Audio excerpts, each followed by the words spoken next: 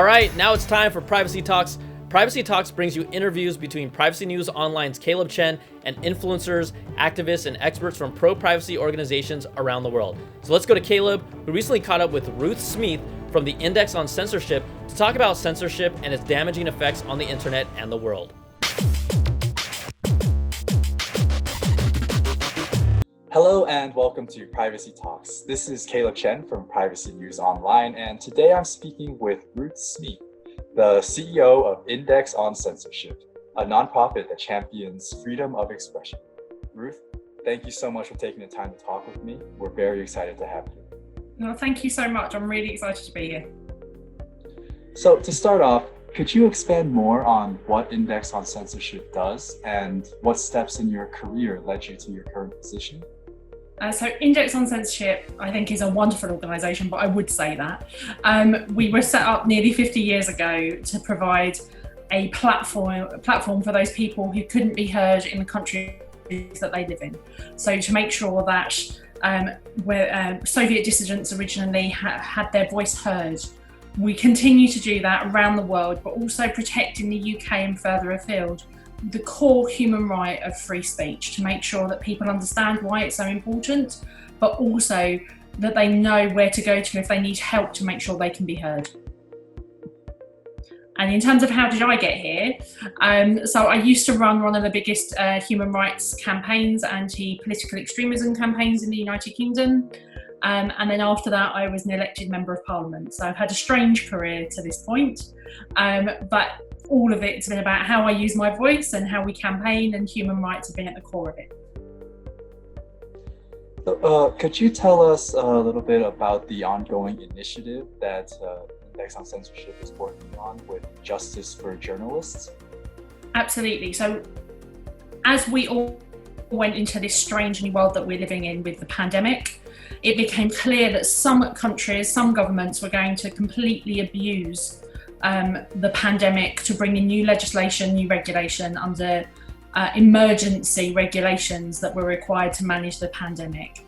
Some of those have led to journalists being arrested, some of them have led to news agencies being shut down. And the more repressive the regime, the more totalitarian the regime, the more aggressive these have been. So what we've been doing is cataloguing. We thought this originally would just be for a month, and obviously the pandemic's lasting much, much longer than that. We're cataloguing, we're looking at patterns, and then as this continues, to see which countries will actually lift these regulations, and then start campaigning with our colleagues around the world, for where they haven't been cancelled, and what we can do to make sure that they are. Yeah, it seems like freedom of expression is under attack all over the world from many fronts. There's one term that I hear thrown around a lot with freedom of expression, freedom of speech.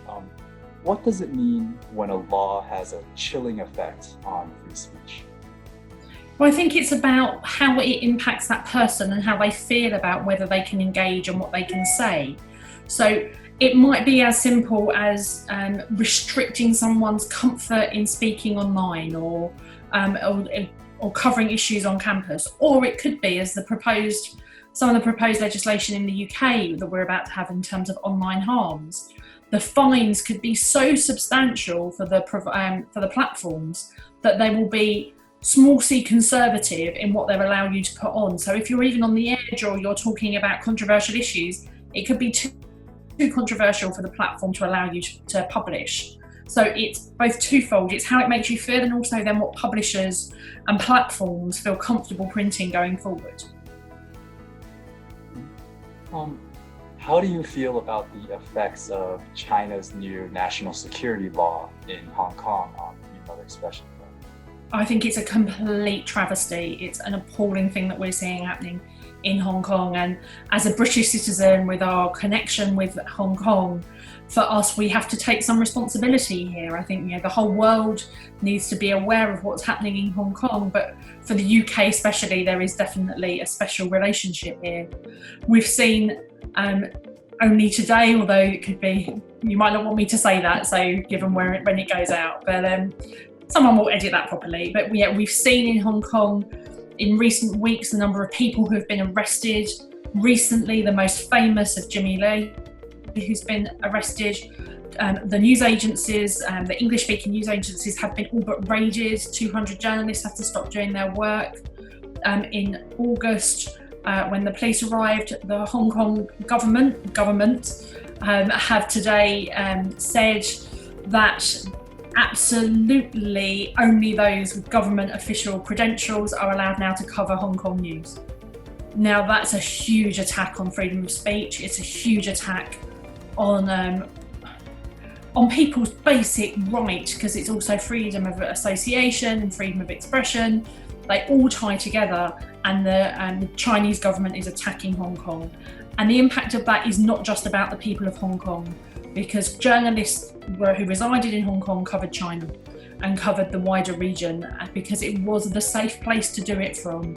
So it's a massive attack on all of our knowledge and understanding and on free journalism for all of us.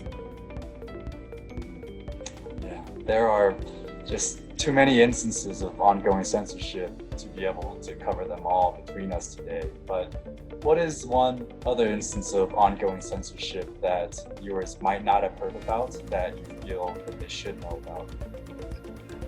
It's really difficult because there are we could do Tanzania, we could do Zimbabwe, there's so many different countries that are more surprising than others. We could talk about Poland or Belarus, but actually the one I want to make sure that your viewers know about is Kashmir.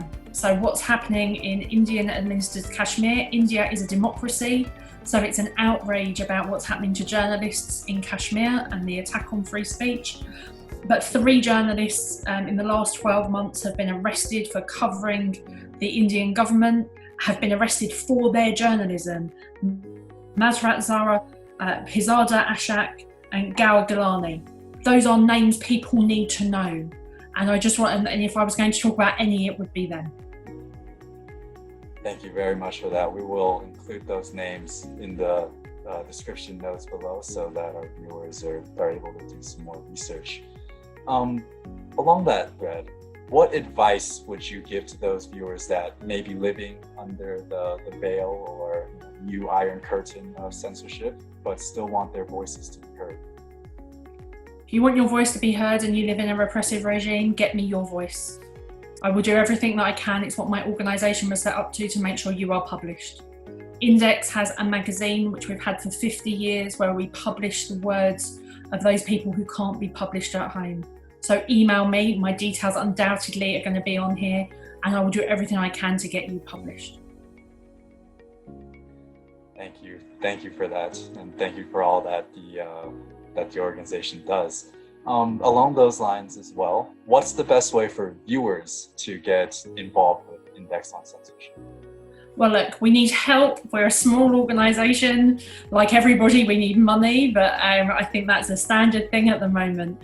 But it's so difficult when you're trying to cover the whole world about what's happening and where it's happening. So we are going to miss things. And if you can help, if you spotlight, if you're interested in something, get in contact with us, because that's a wonderful thing for us to be able to do to help facilitate other people's voices being heard. It's all the people that are on the ground that really bring up these issues and allow more people and organizations to get involved and hopefully be able to change something. Absolutely. I mean, we published Salman Rushdie when he wasn't allowed to be published because of the fatwa. We published Ravel while he was still in prison. Nazarene Zaghari-Ratcliffe, who is currently in an Iranian prison, accused of being a British spy when she was visiting her parents, we published her poetry. It is our job at xIndex to make sure that people's voices are heard so that we can change the world together. Lastly, what is something that Index on Censorship is looking forward to? So it sounds very strange in this new world that we're living in, but xIndex celebrates its 50th birthday next year. So it's 50 years since we started shining a light on repressive regimes, where we started publishing the work of Soviet dissidents because they couldn't publish at home, where we started raising the profile of those writers and scholars who were struggling. So over the next 12 months, I get to celebrate who we are and where we've come from, and that's a really, really exciting thing. And use the current platforms that we have to celebrate the work, but also to highlight what's still happening around the world. We're looking forward to celebrating with you. So that's it for questions today. Thanks again, Ruth, for joining us. To our viewers, if you'd like to learn more about xIndex on censorship, please check out the links below. And thank you very much for watching this Privacy News Online special feature. Make sure to subscribe to see more interviews like this, as well as the top privacy news stories from around the world. Until next time. Privacy News Online is brought to you by Private Internet Access, the award-winning no-log VPN service who reminds you to always use protection.